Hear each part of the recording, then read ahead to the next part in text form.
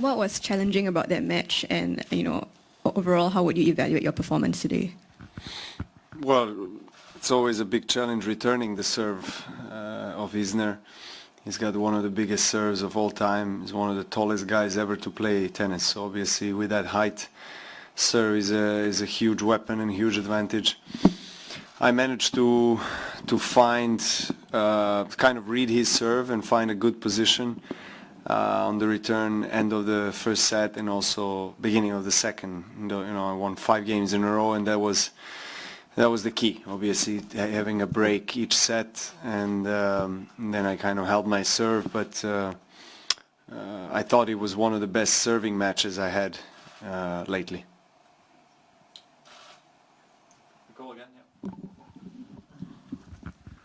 Between the US Open and Tokyo last week, what were you working on that you feel has led to your performing so well these 2 weeks?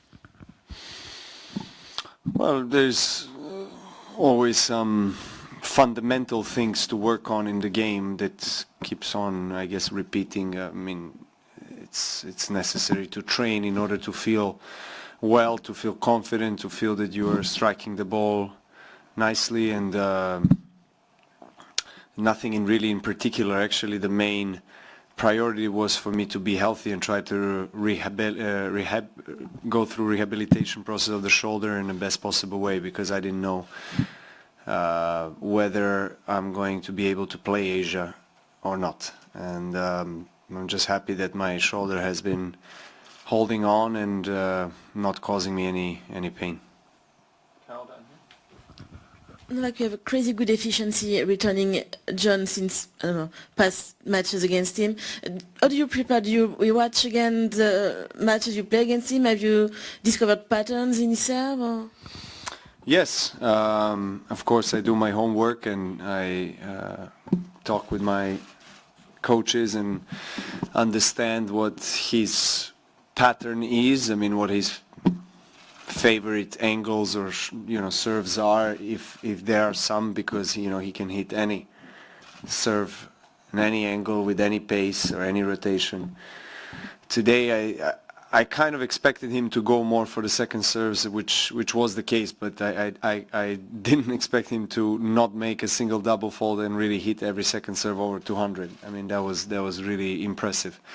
But still, I was very pleased with the way I returned. I returned a lot of balls back and just made him play. Just you seem to tweak something in your right elbow on a point.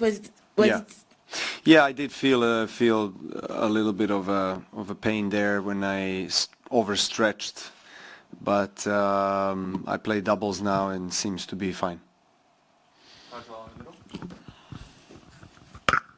Novak, not about the tennis, but before the start of play, there's a little clip that plays out about you talking about Lacoste, your sponsors, and you talk about the polo and the creation of the polo.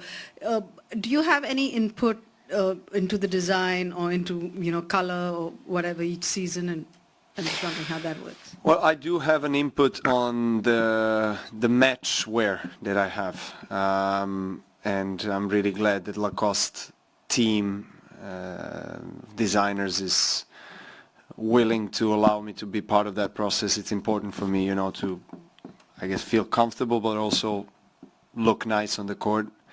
I don't have an input on the actual polo, the classic one. I mean, that's up to them, what they do with it. And I mean, obviously, René Lacoste was the inventor of the polo, so that's probably the most popular item on their list. And Lacoste has been historically one of the most important brands in tennis, and it's a tennis brand from a tennis player.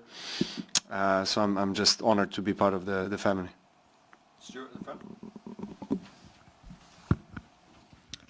Novak, obviously you're finishing the year with the Davis Cup. I just wondered, I know both events haven't happened yet, but do you think in 5 years that both competitions will still exist? Because it seemed for a while there were some talks about combining it somehow, and now that seems not possible. Well, I think everything is really possible, maybe the timing is just not right at the moment, but I think for the sake of tennis, I honestly hope that the conversations are going to happen again, because on merging two events into one super event, because I think it's necessary, honestly. I don't think they can both coexist 6 weeks apart for many years. Formats are very similar, if not the same. Of course, Davis Cup has the history behind and tradition, and of course the credibility and popularity over 100 years. ATP Cup is a completely new event, but ATP Cup has a better week. It's the beginning of the season,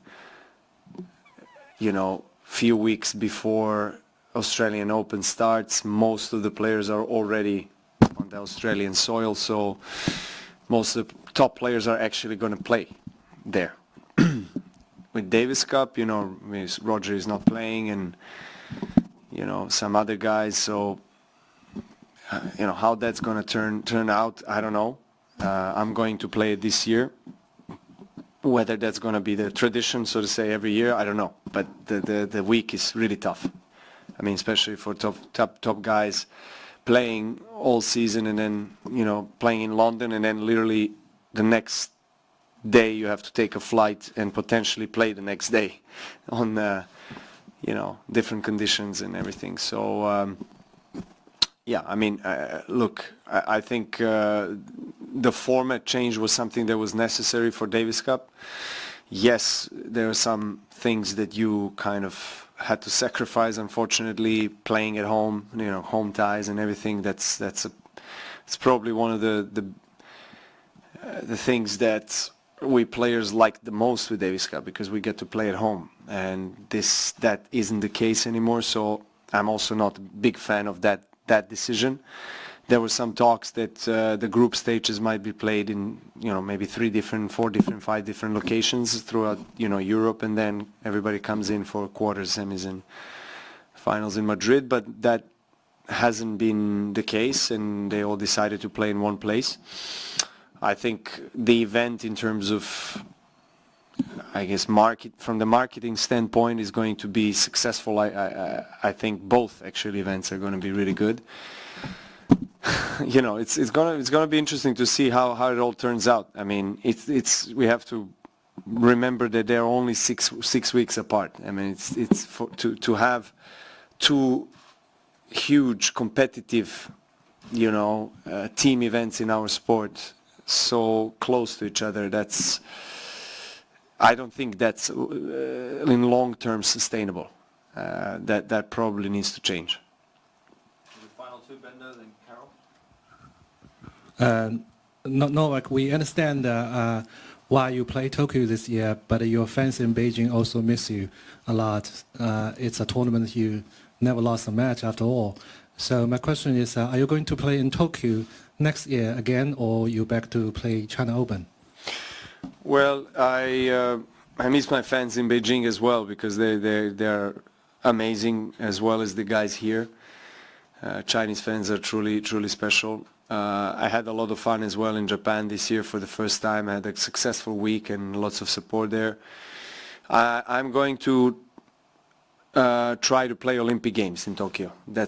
That's for sure. I mean, if I'm healthy, if I'm fit, if everything is fine, I'll be there for the Olympic Games. I'm not sure what's going to happen afterwards for this week. So I still haven't made a decision whether I'm actually going to play at all. That comes a bit later. Final one, Carol. Just to go back at Stuart's question, so you signed to Davis Cup, but you also are going to play ATP Cup. Yes. So what does that mean for your 2020 preparation? Like cutting vacation? Is it taking a risk too for the Australian Open? Or? Yes, well, those are kind of questions that appear in latest conversations that I have with my wife as well. It's like shorter off season. What does that mean? Where do we go? What do we do? It is the way it is, I guess, and also in the upcoming Olympic year, it's again shorter off season in the summertime. So those are the kind of obstacles in a way, challenges as well when you have a family. It's easier when you don't have kids. Obviously, you can decide whatever you want to do or travel to the end of the world and back in a day. But with kids, it's completely different. So we still have not decided what we want to do after Madrid. Of course, I'm going to take a rest for a couple of weeks, but where we're going to go, we still don't know. But I think more or less 100% I'm going to stay in Europe for the preparation and maybe use Dubai for a little bit. And I don't know, we'll see. I'm going to trying to see if I can bring the family as well to Australia, because it's a long trip. You have to arrive before now. I think it starts on 2nd or the 3rd, so you've got to arrive to acclimatize at least 4 or 5 days before that. So it is tricky, but tennis off season historically is one of the shortest, if not the shortest season in all professional sports. But it's okay. Thank you very much. Thank you.